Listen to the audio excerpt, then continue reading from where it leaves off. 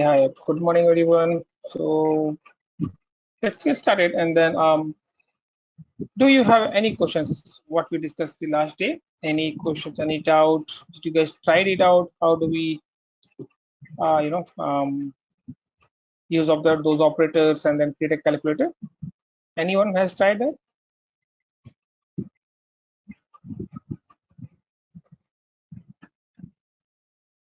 Yes, Ravi. I tried. Uh, okay. Would you like to share your screen and show us, say, if it is okay? Are you doing from laptop? No, I connecting from mobile to it actually. Okay. All right. No worries. Anybody else?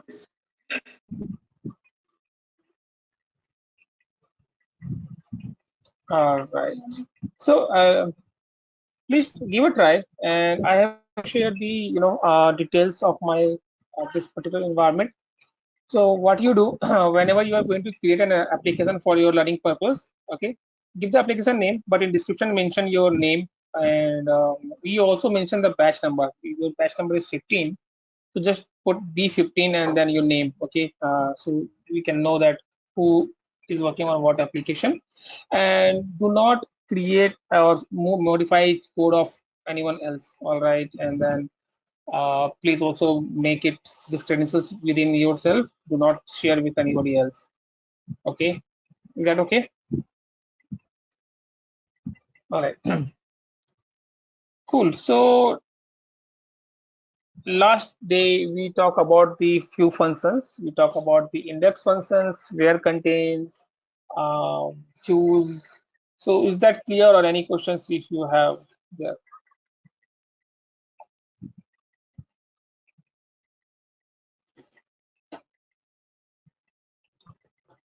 Yes, no, not applicable.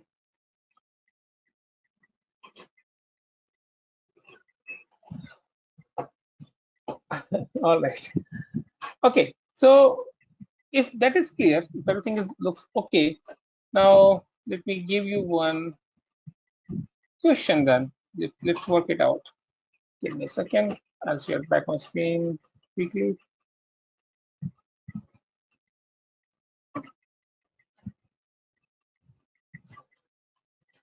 Uh,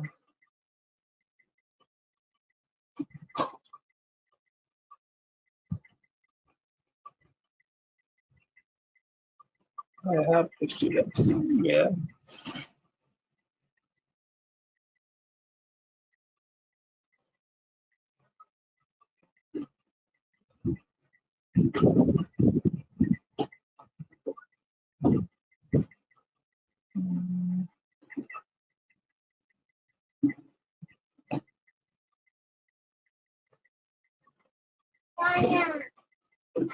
Okay. So here's my video. All right.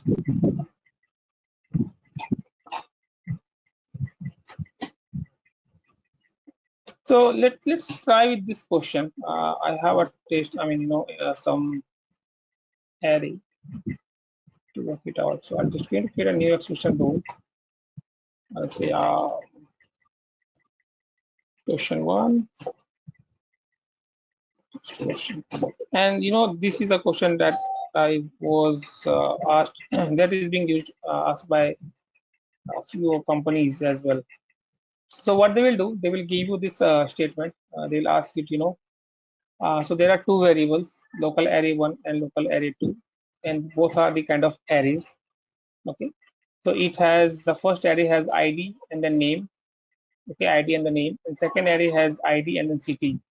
So what is the expected output is that ID, name, and city.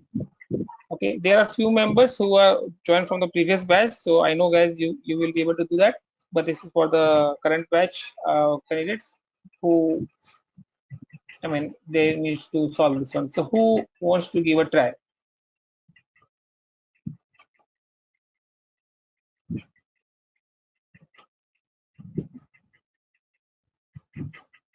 How do I bring the list of users here? Let's see.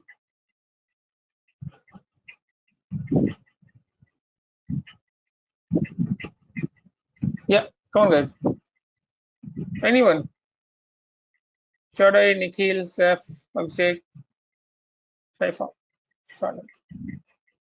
Is that question is clear?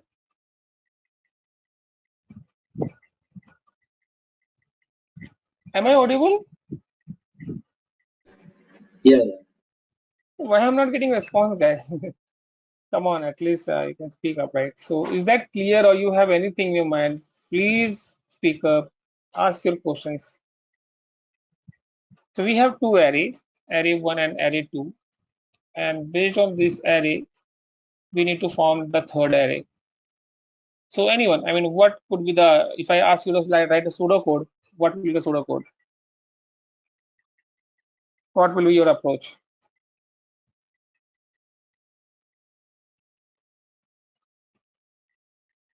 Do you want me to call name by name?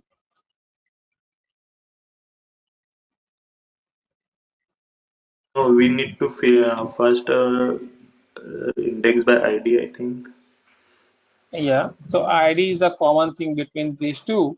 So first of all, we need to find, match the ID, and then based on that, we need to get the city. That is correct. So which will you will consider as a base array?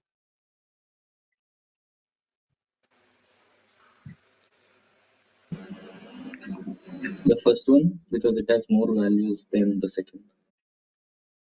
But according to the output, you see the output and then consider which one you will consider the base array.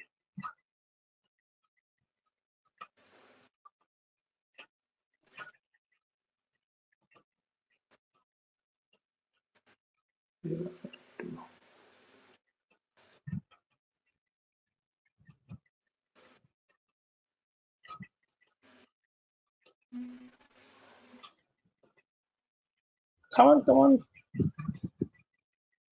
Okay, first of all, Sifa, which function we need to use? Which all function we will require here to solve this issue? Index function we need, and for each also we need. For each an index, yes, correct. So how you will do that? From where you will start? From index function we start. From index function. Okay. All right. Try it out. Take this as a task. I'll just paste it in the chat and show me, tomorrow. No, it's Friday, right? I just given this thing into the chat. Create your application and try how you will do that. Okay. Let's go with start the actual thing from today onwards. All right. Okay. So the application that we have decided is called the banking application, right? So let me create an Excel sheet.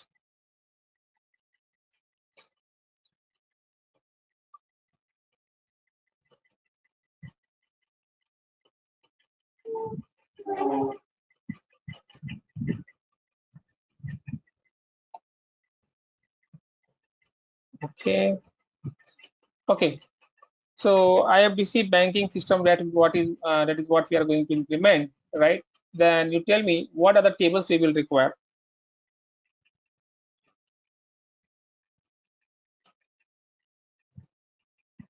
Mhm. So what do you think, for what are the tables is required for your application? Can you guys please be interactive, make it good session. If you don't ask questions, it will be very boring. Believe me. I'll come, I'll speak, and I'll go. Right.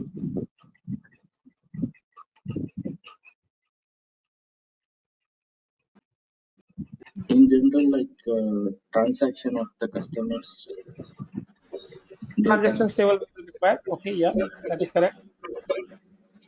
Transaction we will require. What else?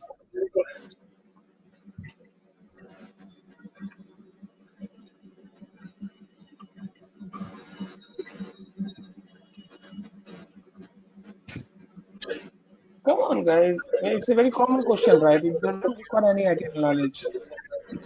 Customer details. Customer table we will require. That is correct. Good. What else?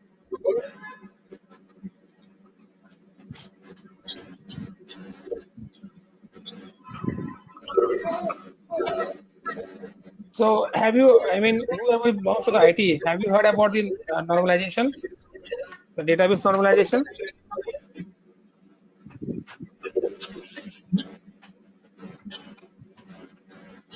Yeah, to Okay. have minimum memory utilized, we will separate the data into different tables so it can have minimal data.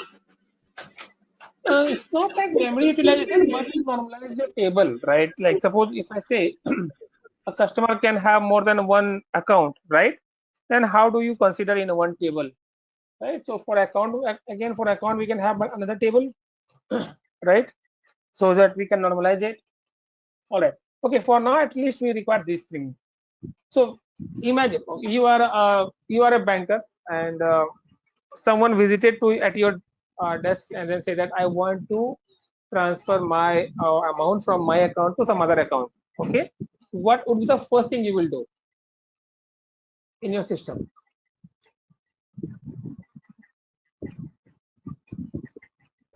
We enter that customer's account number and get his details. Yeah, so you will find basically you will search for a customer, right? Either from the account number or from the customer name, right? So you will do that, right? So the first thing that comes into the picture is called customer search, right? You will first try to search for a customer for whom you want to initiate the transfer. All right. Now you have searched for the customer. What is the next thing to be searched for?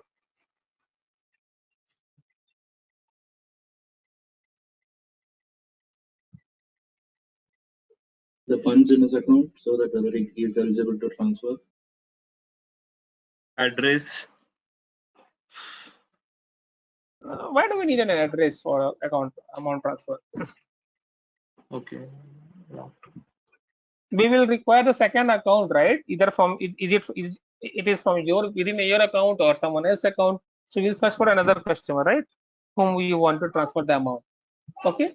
So all these things will require the customer information and then associated account information, isn't it?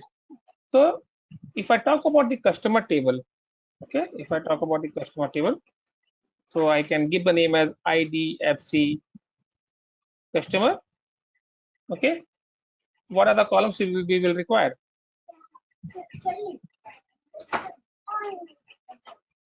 Customer ID, customer number. Yeah.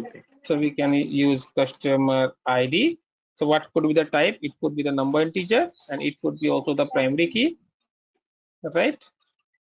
And it could also be the auto increment. So whenever we use add a new customer, it should automatically increment it. Is that clear? Now we can have first name, could be varchar. We can have last name, it could also be varchar. What else? We would require email, right? What else? We can have contact,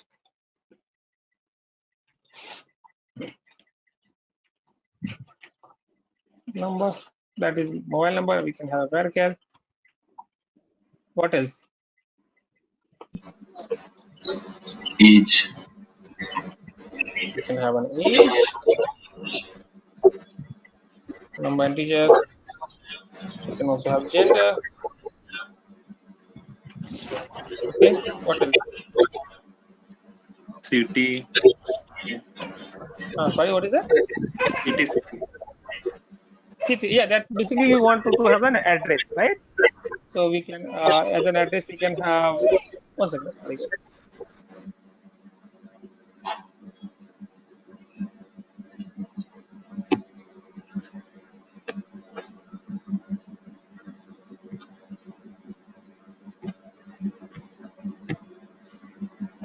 So we can have, let's say, street as a varchar. We can have city as a varchar, or we can have a state varchar, and we can have country. Okay, and then we can have we can what we can do because we need to have a lot of columns. So let's create another column for address. another table for address, right? So we'll bring all this information into the new table. We have ID, customer address. Okay, so you will have um,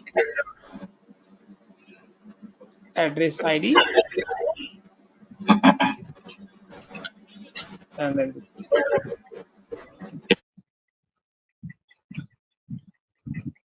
now tell me what is the another thing we will require here in this table. Any guesses? We will require one more column. The customer. That is correct. We will require customer ID so that we can understand for which customer it is the it will be the foreign key. Okay, is that correct? All right. We can also have one more thing here. Is called this customer is active or not. We'll say is active. It could be a boolean. Maybe we are not see in IT area, right? People does not delete the record permanently. Yes, there is a delete policy. Like if the customer does not belongs to you, like for this several number of years, you can delete it, but you should not be remote, deleting in within those years, or you can after deleting also you should be having it as a soft copy. So we should not be deleting any of the customers. So for that we can use a flag called is active, which is a boolean flag. If it is true, it means the customer is active. If it is false, it means the customer has been deactivated and account has been closed. Okay. Do you guys think any other details will be required here? We have first name, last name, email, contact, age, gender is active. And then we have associated addresses. Address ID, customer ID, state, city, state, country, and then zip code. In India, we call it PIN code. Let's have varchar. To go out of range. Okay. Is this clear, guys? Yeah. So let's go and create a table first in our system, because any application you will start development, any language, right? You should have a data model first of all with you. So if you have a data model, you will have a clear picture that what are the information you need to get it captured from the system, and then how you will do that. Okay. So let's go and first create a data model here. Let me share my screen back.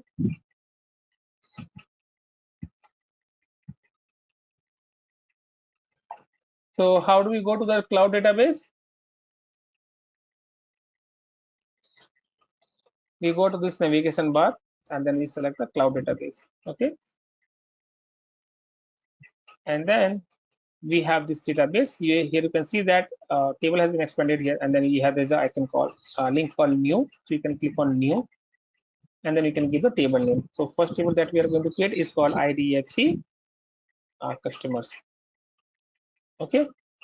How many columns it will require? IDFC customers require 1, 2, 3, 4, 5, 6, 7, and 8. We have 1, 2, 3, 4. What we can do? We can add 4 more column and hit go. So all the columns are here now.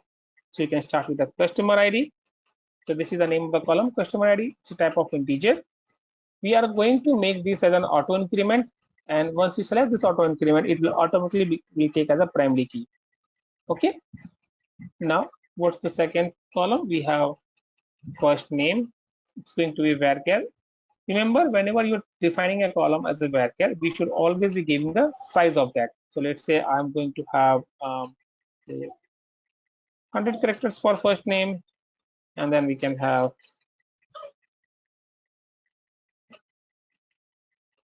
last name. That's again going to be varchar, and again it is going to be 100 characters. And then we can have age. It's going to be integer. If you want to put numbers here, that is fine. If you don't, it will by default it will take 10 digits out. And then let's say we are going to put 3 digits here. And then after the age, we have email.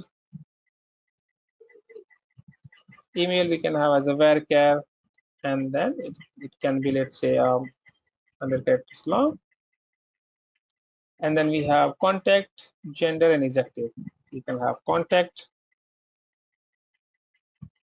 number, It's going to be varchar. Let's say I'm going to have, let's say, 20 characters long, and then we have gender. It's going to be varchar. Let's say I have 10 characters long, and then finally we have is active. So for is active, we have decided to have it as a Boolean column, and if it is going to be Boolean, here we have to select a tiny int. Okay, so for Boolean, we have to select a tiny int. All right, the customer ID is going to be number, I mean auto increment, so it cannot be null. All other values, for a safer side, if you don't want to have any issues in the DB, right, we can consider that these values can be written in the database without having any value variable. This column should get written. So we can select this null as checkbox. So this is how you can create a table. We just need to hit the save button and it will create a table for us. Now, if you want to have the SQL file, so just click on the preview SQL and it will give the SQL file. You can copy and you can keep it for your future purposes. Okay, so this will give you the statement for create table, table name, and then all those columns. Okay, and if you simply go and click on save, this table has been created. Any question here? So we have made this customer ID the primary key, and then first name and all other columns are here.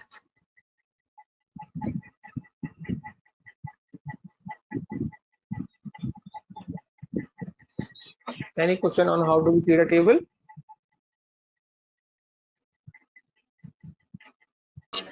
No, clear. Perfect. Now we have another table. So let's click on new, and then second table is called IDFC underscore customer address. Okay, and it has, we decided to have 1, 2, 3, 4, 5, 6, 7 columns. Here we have 4. Let's add 3 more. Okay, so we will have address ID, and then we can have customer ID. Then we have street. We have city.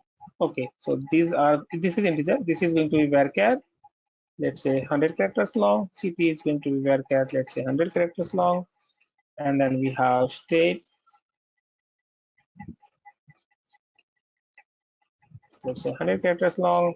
And then we have country. It's a varchar. And it's again going to be 100 characters long. And then we can have what is that pin number, pin code. Okay. Let's say it's 10 characters long. It's a 6-digit, right, in India code. Okay. But let's have one. And then we are going to make this column as a null, so we can accept the null values, and then the first one will be auto increment. Okay, in the primary key. Is that clear? If you want to have a SQL file, click on the SQL, previous SQL, and it will give you the file. Otherwise, you can simply go and click on save. So now this has been added. Okay. All right. Now this should be the foreign key. So how do we define a relationship in the table? Right. So once you find the table, we can also find the table from here, IDFC, just type and then we have customer address. So in the customer address, once you click on it, you will get this window, browse structure, SQL and search. You can go to the structure and then you can see there's a called relation view. So I'm going to add a relation view. I just give the name as IDFC customer address. So this is the name of my key. I'm going to have it, and I want to add a, in which column you want to add it. So I want to add it onto my customer ID column. So I'll select the customer ID. Now it says, okay, which table you want to connect. So I want to connect from the IDFC customer table and the primary key of that customer ID. It will automatically take the whatever the customer ID is there. Now if you want to have the SQL file for this one, you can click on preview SQL and then you can get your SQL file. You can keep it for your purpose.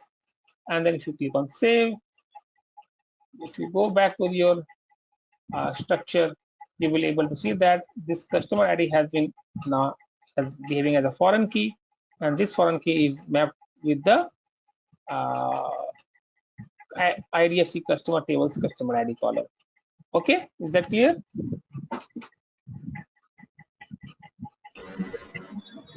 Yes. Okay, so now table is ready. If you want to insert some value in the table manually, if you want to do that, you can do that. If you want to do it from the system, so in the system we need to create the models and then models for that, so we can have it. Okay. Now, the time that you guys have joined this Appian training, so what is happening is that now Appian is transitioning a lot. They are moving from this CDT concept, the data type concept, to the record.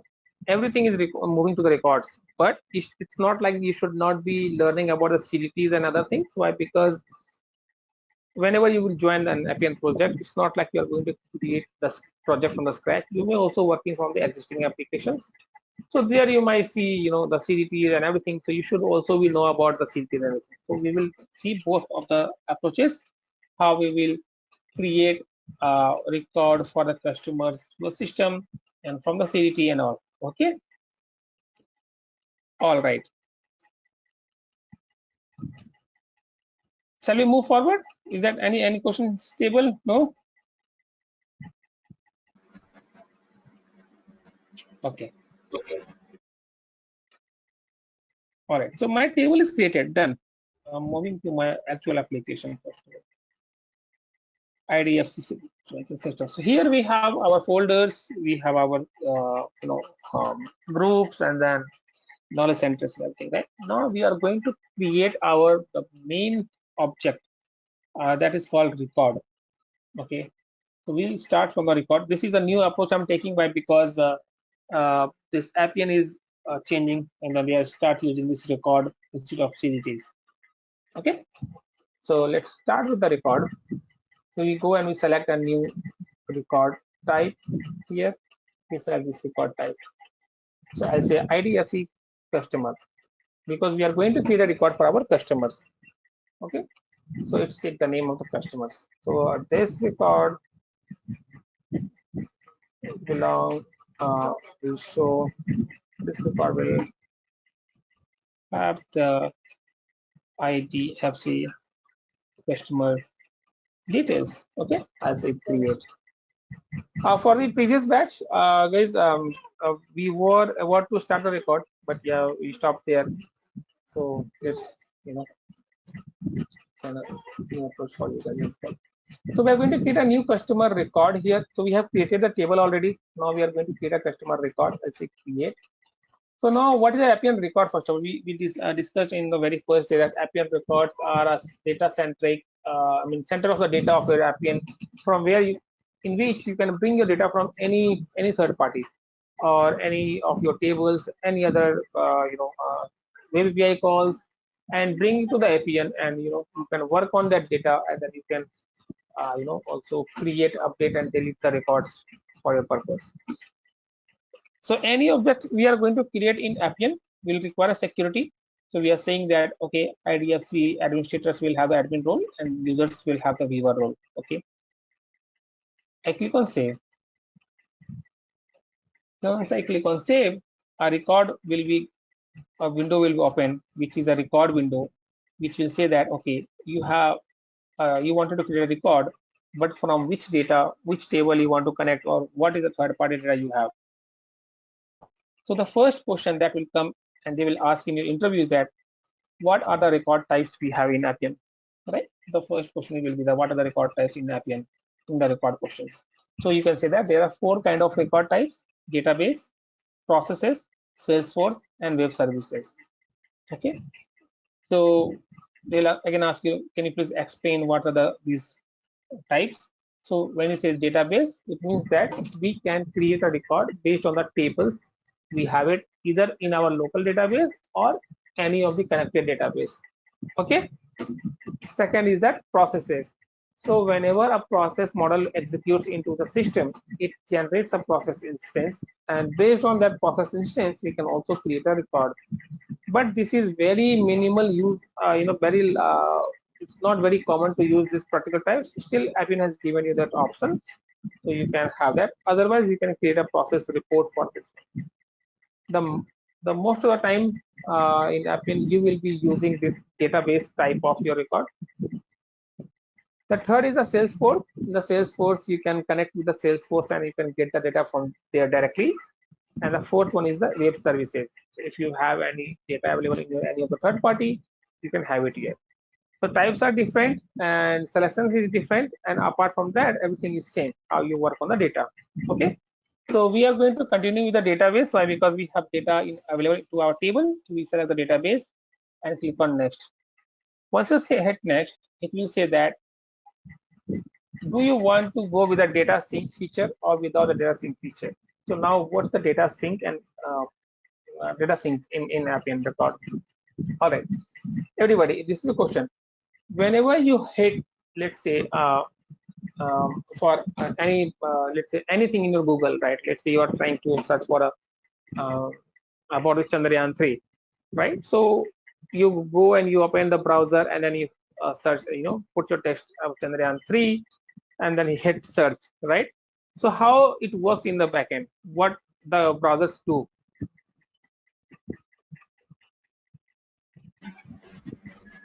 It will It search brings for up the matching. in database. Sorry, yeah, so go ahead. Yeah, it will be search for the database for the Chandrayaan 3. Yeah, it will hit.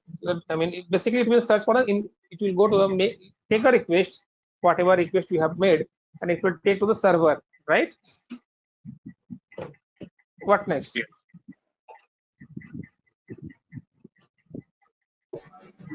It will bring up all the matching results Yeah. with the matching From the keyword. server, it will bring the matching result and get it to you. So there's a time it will take, right? Because it is taking the requests, and so internet is so fast we don't realize it, but something is happening in the backend, right? First of all, it is whatever query you are sending to him, it's a simple text. It is converting that to a request and then sending it to the server, and from server it is reading the request and then sending back to the response, right? So it's something is happening in the backend. It's taking some time, either even though it is taking the frequency of seconds or milliseconds, but still it is some time it is there, right? Let's say, for example, if you put a big word and then something that is very unreal to search, then it will take more time to give the result, right? Now, second day you come and you again search for the same thing. What the browser will do?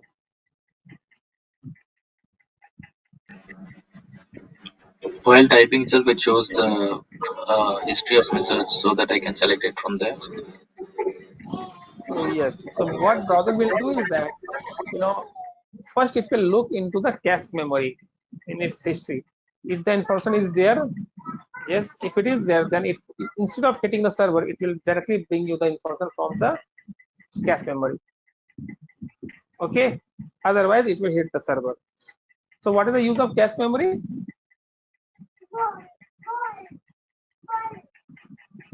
It is a short-term memory. Yeah, it's a short term, right? So you will get your data very quickly instead of hitting a server. Let's say it is taking 10 milliseconds to retrieve the data from the server. It will take 2 milliseconds to give you the result from directly from the cache memory, right? So that is the use of sync feature in Appian.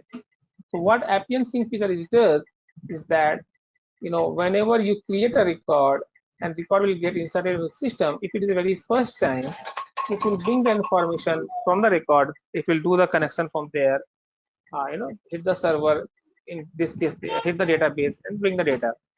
But if you trying to search for the data into second time, it will check for these, in Appian records cache memory and bring the information from there. So that's what the sync feature does.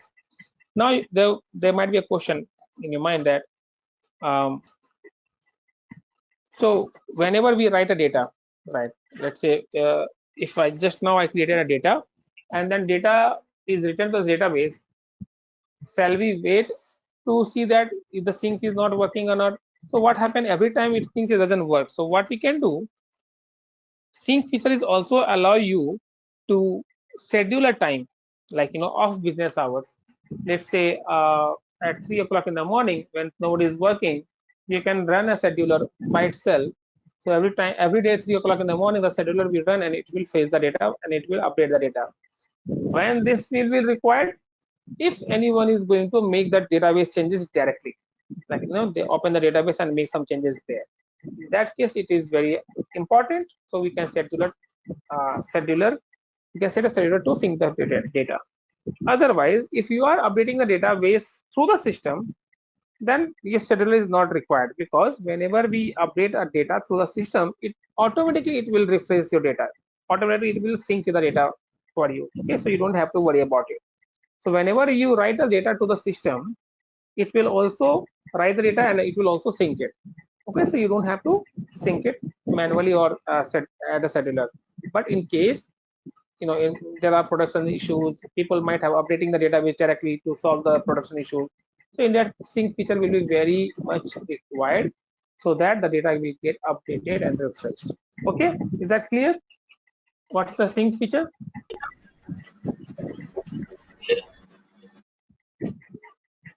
Okay, so we'll go with the sync feature. Hit next. Now it says that choose your database table. So click on the search and search your table name. I'll say IDFC, and we have customers and a customer address. I'll go with the customers. These are the columns that we have. I hit next. We'll come to these filters. Right now we don't have any data, so we'll not be able to see that what's working. And then we can click on next. So these are the columns that we have in our database. It is reflecting here. Is active. We can change it to the it's always say the source code is a tiny type. Okay, tiny. I think it doesn't allow here to change, but yeah, let us tiny. It will consider as a number integer. Okay, that's fine. Infinity we can change it to the boolean. So we need all the columns. So all the checkbox will be checked. If you do not want any column to be here available to the database, to the record, you can uncheck that one. But we need it everything, right? So I'll just check all the things and click on finish. Once I hit the finish, my database configuration is done with my record. Okay, I'll click on the save changes. So what we have done the mapping of my record with the database table. All right, now what we can see that a record has been created for our purpose.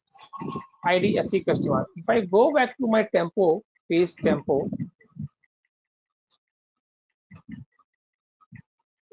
and go to the records, we should be seeing our records here. This is OBA, it's not, so we are not able to see that record here, right? Why we are not able to see that record? Because we have not done the configuration. So mentioning that, please allow this record to be displayed into the tempo page.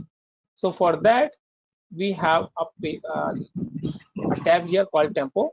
Click on that and then check this checkbox. So this record tab on the record tab in tempo and click on save changes. Once we do that, go back and refresh. Our customer record has been added. This record will have the IDFC customer details. You can see that. Now if you click on it, you are able to see a grid, right? It's a blank grid. Why? Because we do not have any information as of now. The table is blank, so there is no information available onto this grid here. How this code has been written, how this search has been written, what are these things, we'll come to this. But let's first talk about the grid. This grid has been designed here, so we do not have to write a single line of code to design this grid, but the columns names are not correctly. If whatever the column names you can see here, it is like considering from a table and then doing that. We can also optimize this column name. Let's do that. So to optimize this column name, we can see that there's a call interface, and then inside that we have a list. Click on that list, click on the edit list. You will see that all these things have been automatically created by the Appian. You do not have to do anything. We just need to modify it. So just click on this drop down icon here and then change that name. So do we need to display the customer ID? Okay, yes, we can. We need to display the customer ID. I'll just say customer ID. I'll just make it like this. So the first name, I'll just put in space and first name. Same as for last name. last name, age is fine, email is fine, contact number, we can say contact number, gender is fine, is active, we can say is active is fine. So I just need to change the label. I say is active or not. Also put a question mark and click on OK and save the changes. Now if I go here and refresh this customer, now its column names are perfectly fine. Is that clear? Any questions here, guys?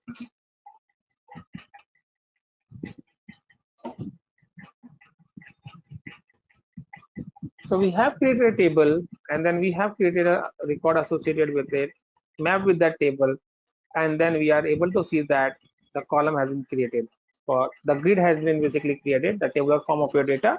We do not have to write a single line of code, and as of now we have not write a single line of code, right? Everything we just did is a configuration. So let me know if you have any doubts whatever we have done today.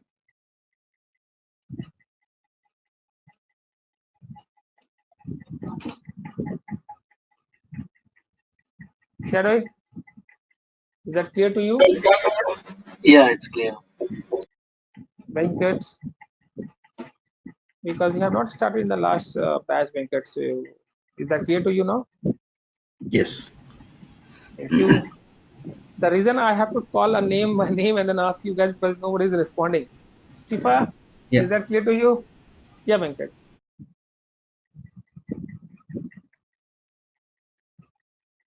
Okay. Sir, Yeah, I Venkat, you have were saying something? Sorry, sir, Shifa, go ahead. sync option, sir. Mm-hmm. So sync option, not able to understand clearly, sir. Okay, so what is the confusion? Sir, every time we have to refresh from database in sync option. No, you don't have to refresh it. That's what I'm saying. If you are updating the database through the system, then it will automatically be synced. But in case user is going to modify the database manually, in that case you need to allow a scheduler to run so that data will get synced automatically. You don't have to do that. Okay, sir. But why do we need a sync feature? Is that clear?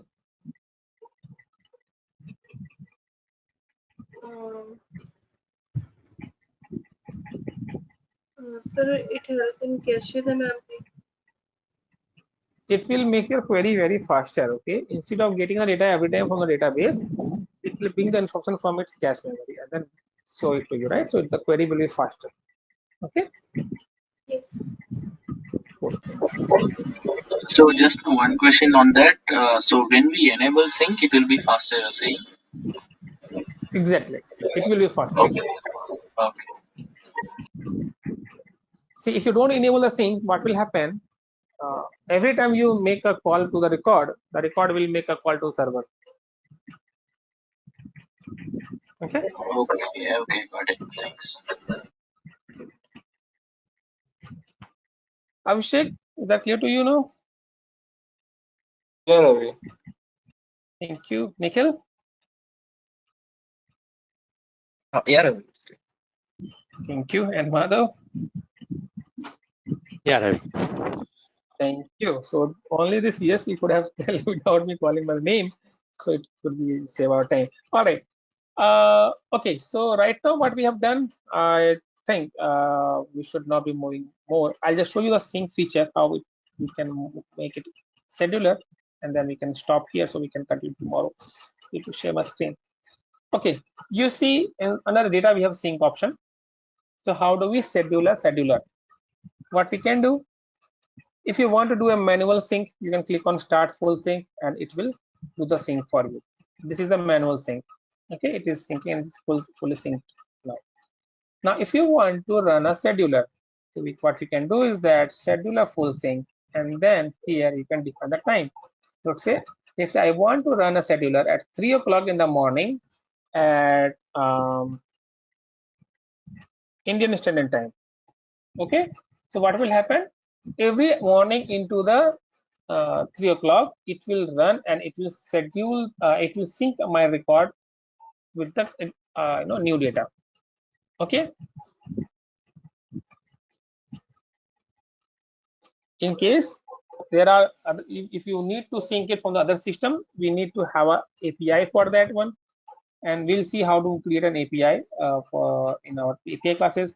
But now just to, if you want to update the record from your into your third party data table and all, right, we need to have an API to update that. Okay, but this is how we can allow the sync. So what happened, every morning 3 o'clock it will execute automatically, and it will automatically sync your data. Okay, clear? Yeah. All right. Okay. All right. So let's stop here. There are two things. The first one is the task. The first task was to create a calculator. Second one, the index. So Venkat and Madhav, you guys try the calculator things because we have not done that one. So you can try the calculator and show me tomorrow. And guys, Abhishek has already created a calculator, but let's try the other question that I gave today, the index function. Try to solve that. If you can solve that particular index feature, you will be able to solve your index questions throughout your Appian. That is very good question for your clearing your doubts for index and where contains. And then create an application. Give you some application name. I'll suggest you guys to create an application something similar, or if you want to learn more, you can create a use case of your choice, so that you don't end up the copy pasting the code. Put a in the description, put a batch 15, and then the name of you, like if Abhishek is going to create an application, put batch 15 and then hyphen Abhishek, so we can know whose application is which one. And do not modify someone else's code, and do not share the credentials with anyone else. Okay.